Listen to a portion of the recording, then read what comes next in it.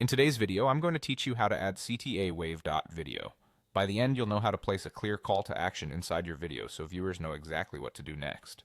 A CTA can be as simple as subscribe for more, visit our site, or download now, and we'll build it right into your edit using Wave.video's text tools. First, open Wave.video and head to the My Projects page. This is where all your videos live. Find the project you want to update and open it.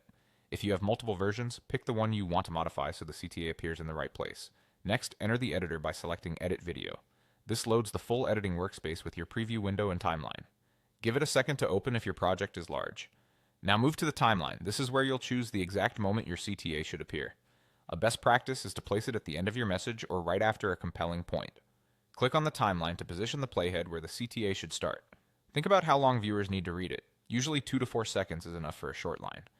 To add the CTA, click the plus text button. This inserts a text element onto your video. Type your message in the text box. Keep it short, action-oriented, and specific. Phrases like start free trial, learn more, or book a demo are clear and effective. Place the text where it won't cover important visuals, often the lower third or upper corner, while staying inside the safe margins.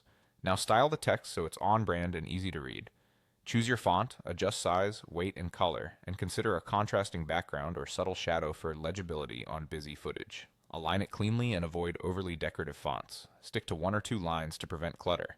If your brand uses specific colors, apply them here so the CTA is recognizable and consistent. If you'd like, add your logo. This helps reinforce brand trust without distracting from the message.